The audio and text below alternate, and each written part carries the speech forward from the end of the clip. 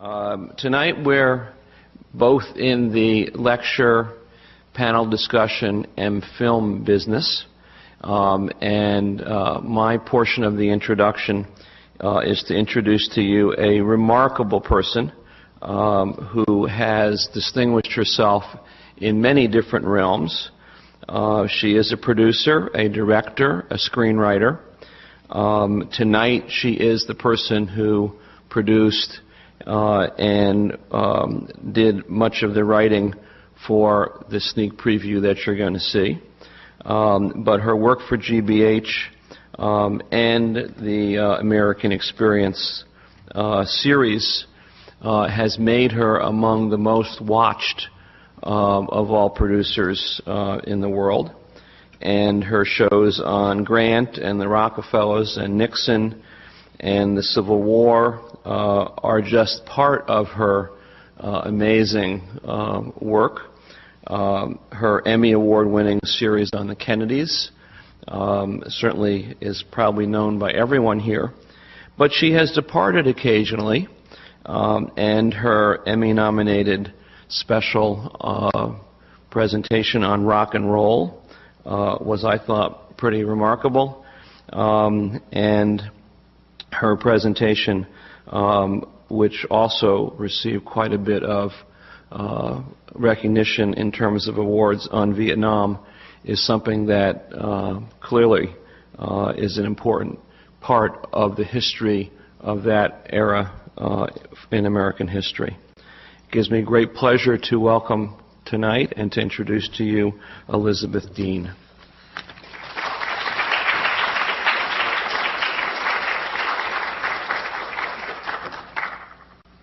Thank you, Bernie. Can you hear me? My voice doesn't carry very well, so shout out and make me shout. John Adams loved books, and he loved libraries, and he cared fiercely about education. Abigail Adams was homeschooled, as David McCullough describes it, as girls were then. But she was her husband's intellectual match, hungry to read and to learn.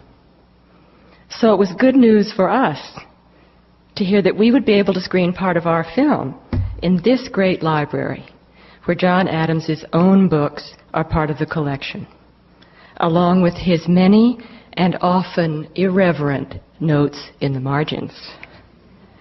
He started to come alive for me when I first saw those notes, when I was beginning to read and do research on the film. Now, we've all been told we're not supposed to write in books, but that was how Adams came to grips with what he was reading, by arguing with the writer and writing the arguments in the margin. He could be brutal. Quack, he wrote of one author's cherished argument. Fool, absurd, ridiculous, delirious. This is wicked misrepresentation, he wrote of a passage in A History of the French Revolution. You can see that one on the American Experience website for the film, as well as here in the Rare Books collection. Getting those glimpses of the actual man sputtering, you imagine him just sputtering as he wrote, that brilliant mind churning away, was exciting, but it made us anxious too. How could we do justice to this complex and brilliant man, and to the wife who was really his match in every way?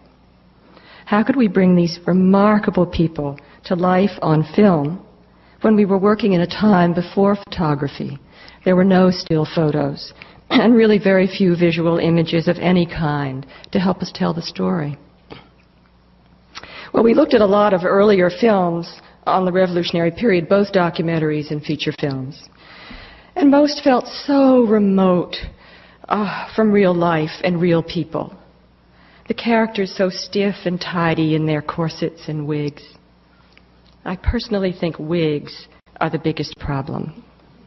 It's such an alien appendage to a modern eye. It's very distancing, I think, and made worse by the bad wigs in most films. We became connoisseurs of wigs as we made this film. But the key for us was not in the wigs. The key for us in overcoming that great distance lay in the Adams letters. There are over 1,000 of them. Between John and Abagail, most kept right here in Boston, as Bernie mentioned, at the Massachusetts Historical Society, our co-presenters tonight, and available to all of us, not just those of us lucky enough to live in Boston, on their superb website. The Adams letters make up one of the greatest correspondences in American history. Intelligent, articulate, intimate, often deeply revealing. There are few figures in history who tell us so much, not only about themselves, but about their times. So it was the letters that took us forward, inching ahead as we worked on the script, towards what you will see in a few minutes. It's what some people call a drama documentary, which means that we have incorporated dramatic sequences into the film. It's a risky step for documentary makers because the chance of failure is very high. It can be clunky. If it's cheesy, whatever, it'll just pull your viewer right out of the historical moment and the film is dead. But as we worked on the script, revision after revision, there came a moment when it was clear that if we ventured into this, into dramatic sequences, we would not have to invent any dialogue. And we would not have felt comfortable doing that with these characters. But we found we could build dramatic scenes from the letters, from the voices of John and Abagail. And what a privilege it was to have two great writers right beside me as I wrote. The lines you hear, spoken by John and Abagail, came from their pens, not mine. And besides, how can you resist a letter from John to Abagail that begins, "Dear Miss Saucy"? That was our favorite name for Abagail on the set. Miss Saucy, God. The fateful decision to go the drama documentary route, though, was sealed when two superb actors, Simon Russell Beale and Linda Emond, agreed to take on the roles of John and Abagail. We shot almost everything right around here, in Quincy, Salem, Lexington, Acorn Street on Beacon Hill. You can judge for yourselves whether we have succeeded. But with hometown pride, we're pleased to show you the first hour. The entire 2-hour film airs on Monday, January 23rd, on the PBS series American Experience, based right here in Boston at WGBH. Here is John and Abagail Adams, Hour 1.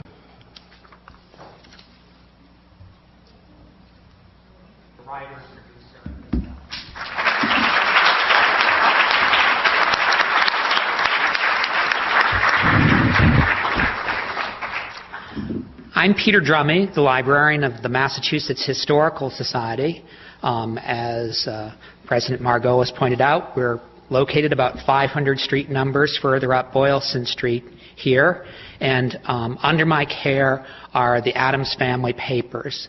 That's the largest and most important collection of manuscripts in the Massachusetts Historical Society, which is primarily a manuscript repository. Our plan for this evening is, I'm going to introduce you in a minute to our people who give you a general comment, then ask them some questions, get their thoughts about what we've just seen and some background information about it, and then turn to you in the audience to answer whatever questions you have. And Elizabeth Dean has graciously offered to also assist us in answering questions about the film. What I hope we can do this evening is to provide some historical context for the portion of the film that we've just watched. I'm not talking about minute details of whether John Adams is looking in the right direction when he sits in his desk, although I think Kelly Cobble can probably answer that for us, but rather what we need to know by way of background about this period, to put John and Abagail Adams into the context of their own time. Tonight we have two experts on this period and these specific people to hear from and then to question. This is not a film review that we are about to do, but an opportunity to use the film as a springboard for a discussion of a time and place and the people who inhabited it. First, let me introduce Kelly Cobble, who is curator of the Adams National Historical Park in Quincy. Her position includes researching, cataloging, and preserving the personal artifacts that belong to 5 generations of the Adams family, including Presidents John and John Quincy Adams and their wives. The collection she's responsible for spans 4 centuries and includes portraits, prints, decorative art, silver, furniture, porcelain, archives, books, and archaeological materials. All the objects under her care are original to the Adams family and reflect the numerous diplomatic missions in the times in which they lived. I might add that Kelly recognizes and celebrates the role the Adams family themselves played as preservationists and their contribution for preserving history through their letters, art, buildings, and land. Jonathan Chu is Associate Professor of History and Associate Dean of the College of Education at the University of Massachusetts, Boston. He was born and grew up in Honolulu, attending a school founded by 19th century New England Congregational missionaries. Jonathan received his BA in American Civilization, as it was known then, at the University of Pennsylvania, where he was first introduced to the Adams Papers in a senior seminar. He received his MA at the University of Hawaii and his PhD from the University of Washington. He also has a master's degree in the study of law from Yale, and that might be some help tonight because in starting more or less in the middle of the story of the lives of John and Abigail Adams, we've gone by John Adams's career as a lawyer here in Boston in the years before the Revolution. Having written on Quaker dissent in New England, the Chinese Exclusion Act, and Daniel Webster's drinking habits, Jonathan is currently engaged in a study of the legal and economic impacts of the American Revolution. So, Kelly, do you want to tell us what your first thoughts are here? Okay. Well, at the Adams National Historical Park in Quincy, we have the evidence that belonged to John and Abigail and the true physical material that tells us the stories of John and Abigail and the rest of the family. So we've been telling this story for a long time. Actually, the park was given by the Adams family to the National Park Service in 1946, and we've been giving tours of the house ever since. So our jobs just have become much easier in the past couple of years, especially with the work of David McCullough and Joseph Ellis, and now the film. This will really bring the park to the general public, and from April 19th to November 10th, you can come see the original birthplaces of both the presidents, get a feel for the atmosphere, the true buildings in which they lived, and then also see the summer president's home and where John and Abigail actually died. So we have the original artifacts, we have buildings, we have the grounds that we still preserve today. So that's what's very exciting for us. And again, not to leave Abigail out of the equation at all. I think this film is a great job at showing them as equal partners, and I think that's what's going to be the most exciting part of our discussion tonight. Could you just take a minute to remind us where they came from, their families? Well, John actually, he was fifth descendant of a man who emigrated from England. Can't think of the town off the top of my head now, but John had been settled in Braintree. He grew up in Braintree. His father was a deacon in the church, very involved with the public. He was a farmer, and many of his influences are again shown on the big screen. His parents were both very honest, passionate, hardworking, and public servants, as well as very religious, and that really is. But plain people. right and represented well. Jonathan? Thank you, Peter. I'd like to start off by saying that in some ways for me the story of John Adams is personal, because I remember as a senior at the University of Pennsylvania going through his letters, and one of the letters that I read was especially poignant for me, and sort of looking back at in retrospect. It's a letter he writes when he's out in Worcester teaching school and trying to decide what he's going to do with his life. Will he be a lawyer? Will he be a teacher? Will he dare great thoughts? Will he stay for the more mundane life? And it was a path or a decision that I was going through at the same time. And what this film also brings out and closes in this particular hour that I also think is especially important is David McCullough's last comment about, imagine this, the farmer's son who is going to stand before the King of England. And I think in some ways the Adams story is not just a wonderful love story, but it's a story of the American ideals we would hope to have in terms of opportunities and in terms of life choices that people have. Having said all of that, I think this film also touches upon a number of things which have to be done because of the economy of the medium that touch upon some really complex ideas, some obvious ambiguities. Will this experiment succeed? This is not clear. What does it take for something like this to succeed? Abagail says, this is a good time for men, for genius. These are the great challenges bring out great virtues. So there's this level of weighing the possibilities and seeing the ambiguities and seeing the way people of strong character can help to change the outcome.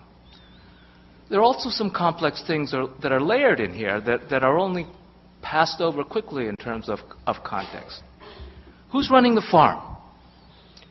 And how's it succeeding? And in point of fact, I think, and I'll stop and allow for questions at this, is Abagail is this wonderful entrepreneur. If she'd been Donald Trump, she would have owned New York City. Can we just follow that up just for a minute and talk about this description of her as being homeschooled? We know, remind everyone that John Adams had graduated from Harvard College, across the river here. But Abagail Adams, Kelly, can you speak a little bit about her education and what she had read? Well, of course. The books are right upstairs here. Well, she was homeschooled, and her father would be a minister, which would be the most educated person or respected person at the time, which, of course, there was even some doubt when John and Richard Cranch came around courting. But eventually, as we know, it turned out to be a good match. But it was her father, and then it was also the influence of her mother's family. And the side note, the Adamses did tend to marry up. The men of the family would tend to marry up. And so Abagail had the influence of the Quincy family that had been well established in this area. And so her grandmother, Elizabeth Quincy, had a huge influence on her in directing her in books to be read and, again, promoting that public servant attribute. And then her mother as well was seen as an equal in her family as well as a good influence. And Jonathan, could you say a little bit about, here we're in Boston, about the Massachusetts Constitution, about how important that is in this story? John really does capture one of the careful balances that it takes the rest of the country and the Constitutional Convention months and months to work out. One of the problems he and everyone else faces is having fought a war for liberty. There's this kind of natural predisposition to fear government, to fear the exercise of power. And what the rest of the country won't sense until at the mid-1780s, 1784, 85, and 86, is the danger of that approach. If your predisposition is to avoid government or to restrict government's power, there's a natural tendency to swing too far, as Americans did. And part of the debates that go on over the Constitution is to bring the pendulum back into balance, to sort of bring those checks and balances back together. John knows almost instinctively how to do this with the Massachusetts Constitution. That's why it becomes so critical to sort of framing the understanding of what needs to happen in the allocation of power and liberty. The answer that he comes up with is an answer that takes another 5 to 6 years for people and a lot of debate of great minds to figure out. He figures out the three-part balance among the three separate branches of government. He understands the necessity to create an executive that can act decisively, but is at the same time restricted and curbed from becoming a tyrant. It speaks a great deal to his kind of no-nonsense ability to simply cut to the chase and get to the point of synthesis quickly and carefully at the same time. I'm just going to ask everyone, if you have questions, if you could just raise your hand and then stand up and speak so we can all hear you. And then if I think someone is speaking quietly, I'll try to repeat the question and turn to our commentators to answer for you. But is there anything we can tell you about this period and these people? We have some wonderful expertise in the room here. Sure. In the back, in the center? All the way back. Yes, you, sir. I noticed while life was rough for Abagail, she did have service. She had help. They didn't strike me as poor. And I was wondering if you could amplify on that, their economic situation, their own personal financial situation. Sure. Kelly, do you want to speak about the Adams household? Well, they were by no means wealthy.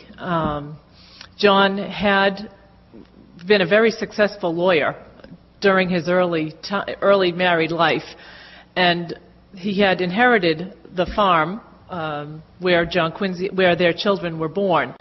So he had, a little bit of edge on life, very comfortable to begin with, anyway. The war has a huge impact on their economy, and then once he becomes a diplomat and traveling to Philadelphia and really sacrificing his career, the income practically stops. So again, it turns to Abagail to be a shrewd, economical manager of the farm, and really survived on what they had. Many times, again, through her letters, we find out that she survives on a barter system. At one point, she writes to John saying that paper money has no value, and that she is actually trading some of the objects that he can send her from abroad. And again, just a very shrewd and very capable working person. And again, the economy depended on these people that were tended in more servitude. And sometimes it wasn't for wages, it would be just for a place over their head. Jonathan, could you say a little bit about Abagail Adams as entrepreneur in terms of investment and speculation? Part of the reason she's resorting to this barter system is the revolution is a period in which an enormous inflation takes place. A large part of the workforce is removed. Price of agricultural commodities start to skyrocket. When you've got these cycles of inflation, and then subsequent to the war, deflation, as the old stockbroker will tell you, timing is everything. She has an almost instinctive understanding of how inflation and the cycles of inflation and the money supply works. So when she's talking about paper money, she immediately starts to look around for commodities which will keep pace with the rate of inflation. And so she starts asking John to send back handkerchiefs, ribbons, needles, pins, which will keep pace with the patterns of inflation as she sells them off. By 1780, she writes to Mercy Otis Warren and she says, you know, I think you ought to stop buying handkerchiefs. And Mercy Otis Warren sends back a couple of letters, I guess about a month or so later, saying, you know, I can't sell any handkerchiefs. So she's got this sense of how to profit from inflation. When land prices start to drop off, when the war is starting to grind to a halt and people understand that soldiers are going to be coming back to the farms, that the price of grain is probably going to drop, she starts buying. And John says, no, you shouldn't be making these purchases. And she writes back, no, this woodlot I bought is cheap at the price. And I figure out that within 2 years I could sell off the wood to Boston for the purchase price of the farm, for the land. So she's really got this enormously wonderful sense of how to invest. And so she's bartering, and she's got servants, but she complains about the price of labor. She has a worker that one year she says works for $6 for the season, and now he's holding her up for $8.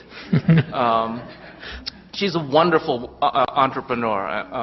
I have a chapter in the book I'm working on, and I'm wondering whether it's sort of small Abagail, or the title will be Abagail Adams Holding Company.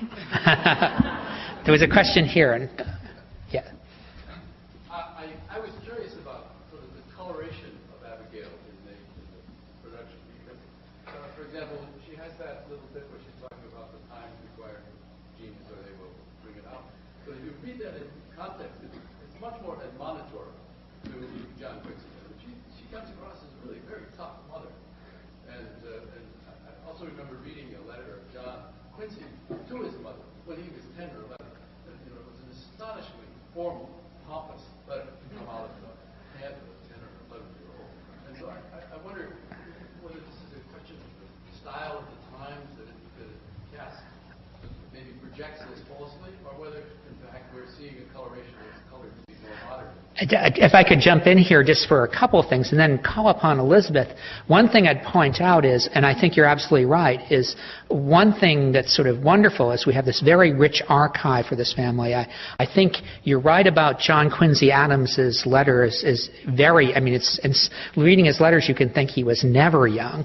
But if you look at the same time, look at the diary kept as a 10 or 11-year-old when he was sailing across the Atlantic, and what has been aptly depicted in this winter voyage, saw it as, through a child's eyes, as this great adventure. Nothing was quite so wonderful as when in firing the guns, testing the guns in the ship, someone blew some of their fingers off. But he is in we have this full picture of these people. I think in doing something like this, I'm sure there are questions of selection and decision that have to be made. And Amy, here we're covering in this hour a period of about 12 years. And the following hour, Elizabeth Dean covers 40 years in the period of an hour. But Elizabeth, do you want to add anything to this? Here, and we should sit up.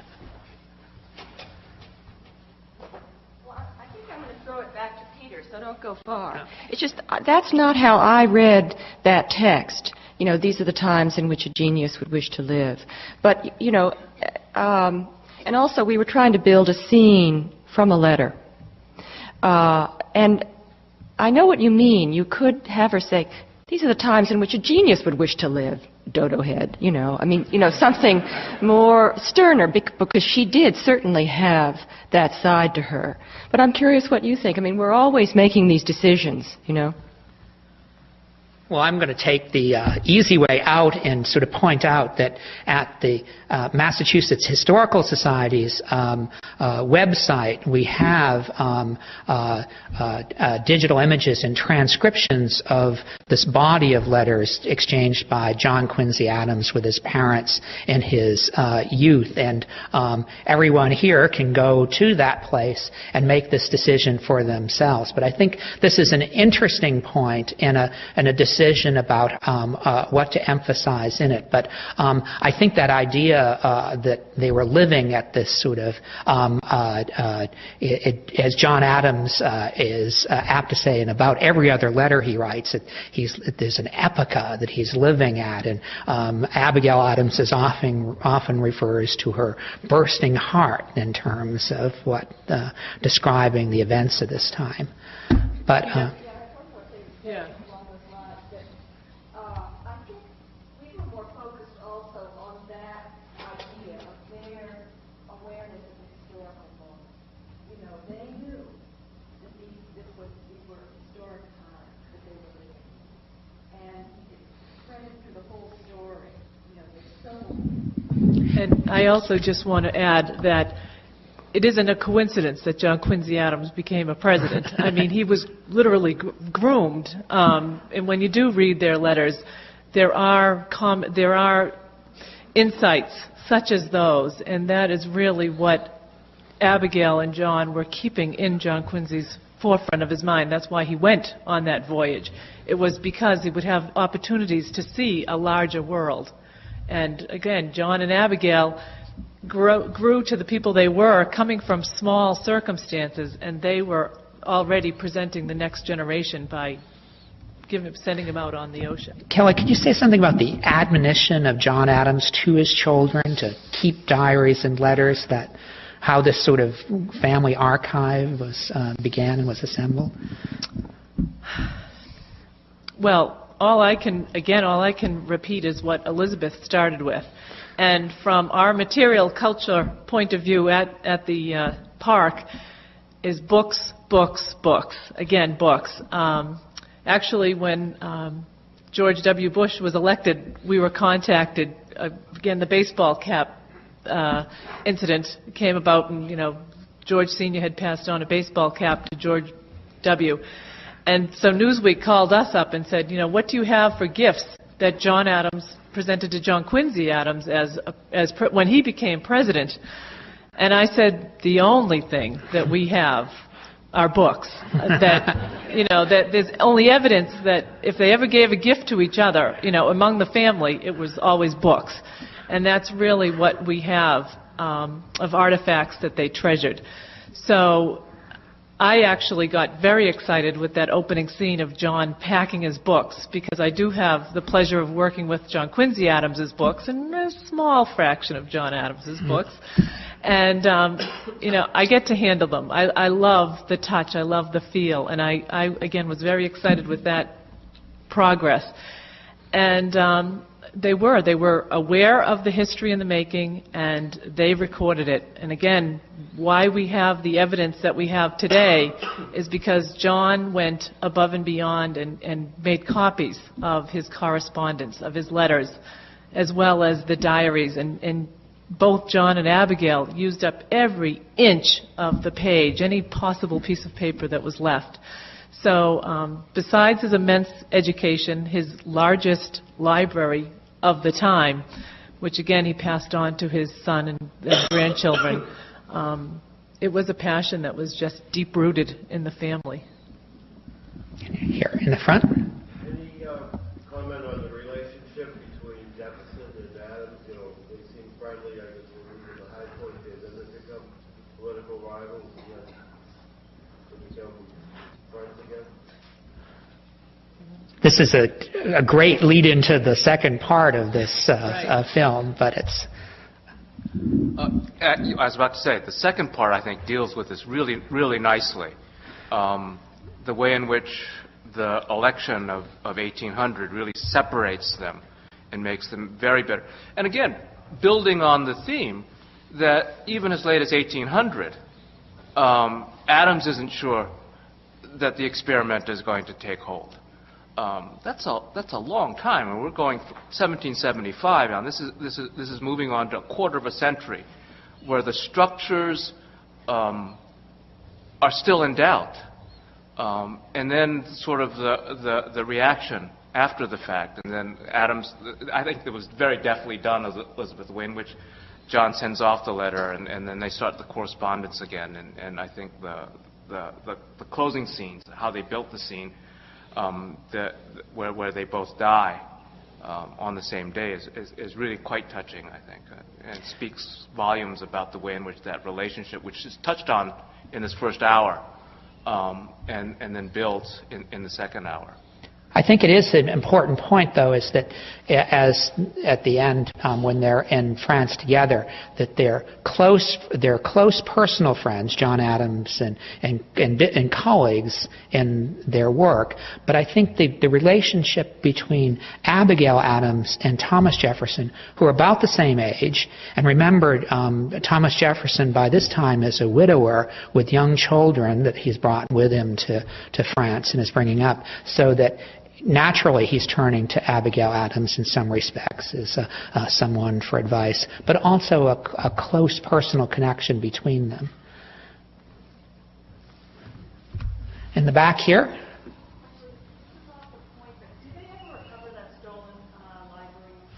Oh. Absolutely, yes, and they're in safekeeping. This is the Bible. Here in the middle.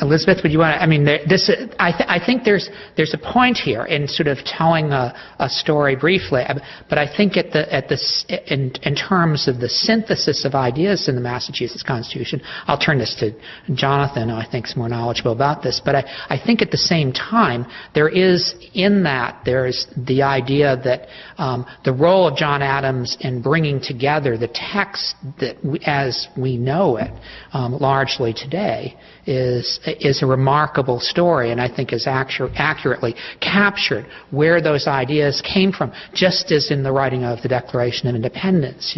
The same sort of path takes place of Jefferson's own writings before the manuscript of the Declaration is created, and where the ideas expressed in it came from, looking back to Europe, England, and Scotland, and France.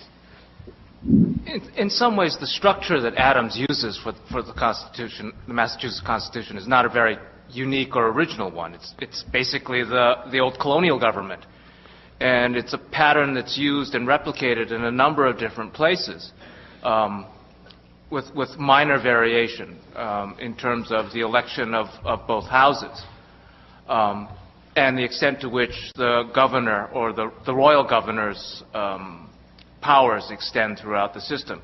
Some of it also depends on the way in which, whether it's a proprietary government that is owned by a single individual like William Penn. So in that respect, the structure isn't terribly remarkable. What is remarkable is that Adams sort of guesses or speculates on the way in which it meets the end of the whole revolutionary debate. If you start off with the premise that government is inherently, well, let me restate that. If imperial government is inherently evil and problematic because government tends to grow exponentially and to be filled with people who will seek power, then the problem comes is how do you check that power to preserve liberty? And the immediate solution for most of the revolutionary governments, state governments, is to curb executive authority. to figure out a way in which to make the Congress or the legislative branch supreme. Well, this leads to the absolute extreme on the pendulum of the Pennsylvania state constitution, which has only one House legislature and an executive committee of 13. Makes it really hard to come to any kind of decision, to raise revenues, to recruit soldiers. And what Adams does is to come up with a kind of rationale that others will pick up on. It's not that he's really original in terms of conception. What is original is the way in which he's bringing all of these ideas together and synthesizing them 5 years before anyone else is starting to figure out how to do this. And yes, he's borrowing from lots of different places. The whole idea of checks and balances he gets from political theorists writing about the Glorious Revolution in 1688. The notions of human rights and liberties he's drawing out. He's looking for alternative sources of authority that are outside of government. So I think what you're addressing is something that's kind of a problem, but I think what's really quite wonderful is the way in which this film sort of can only touch on some of these very complex issues that are raised. Sure. I mean, there's a filmmaking explanation, or you'll be amused at a scene that was cut. When he's packing his books at the beginning, when he's going to go to Philadelphia, we had a part where Abagail is putting these books in and listing off all the philosophers that you probably had in mind, and kind of exasperated. You're taking this and this and this. And he just says, yes. You know, those were the things that he needed. But, you know, there we are with our 2 hours and our very hard decisions to make. But just for you, I wanted you to know that. Anything else? Well, I will also just add that little reality piece that I have. Again, he couldn't part with those philosophers and the historians, but on the practical side, she was also making provisions for him to bring a cow. You know, how many cases of wheat and coffee and sugar and clothing, everything that he would need to survive, you know, for 3 to 9 months, he brought with him. So, I mean, it's quite amazing to bring a cow as well. Here? Just to straighten out my timetable, is the final scene where Adam is going to London and so forth, is that where are we with respect to the French Revolution then? We're still before the French Revolution. That is, the question was the final scenes of this, where we stopped, where Adams is being presented as the minister to the court of St. James, as our ambassador in England. Where is that in relationship to the outbreak of the French Revolution? And that's still several years before. Adams will return to America before the French Revolution begins.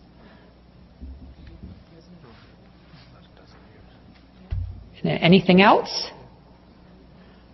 If we don't know the answer, we'll make it up. I had one other question. That was, you spoke about the Adams as the writer of the Constitution of Massachusetts, and then that being used as the basis for the U.S. Constitution. Was there anything in the Massachusetts Constitution that they said that was a blunder and you'll change it for the U.S. Constitution? Or was there some evolution in the process?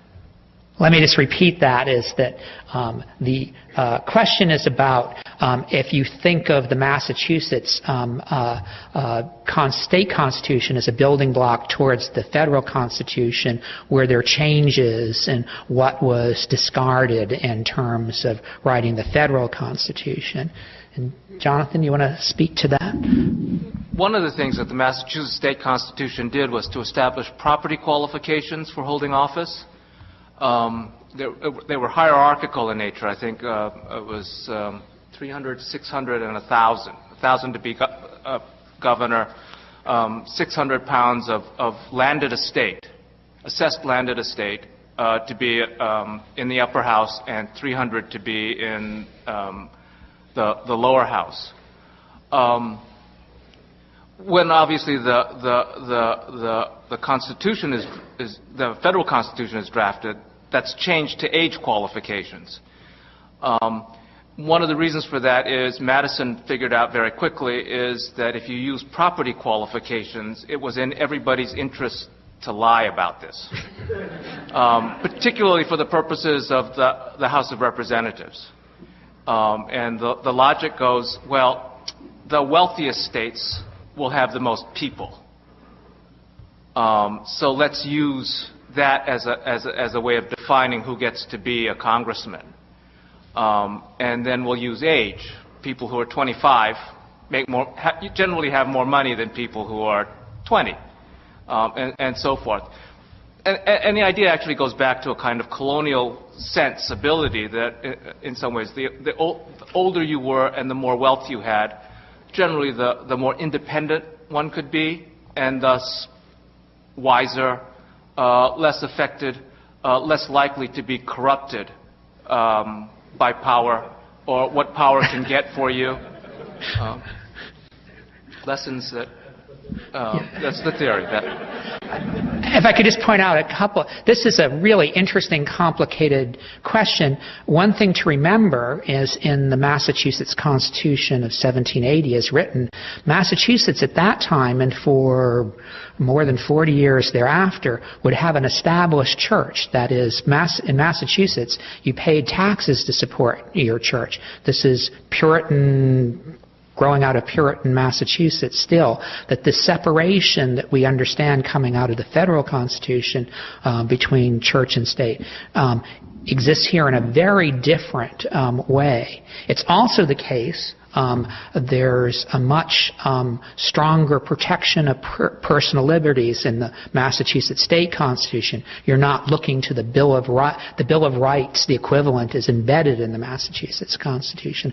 And last, I'd point out that in interpreting the Massachusetts State Constitution in cases arising in the 1780s, very quickly after the Massachusetts Constitution was adopted, slavery ended here in Massachusetts. People sued for their freedom according to the state constitution. And as we know, that slavery is protected in the federal Constitution.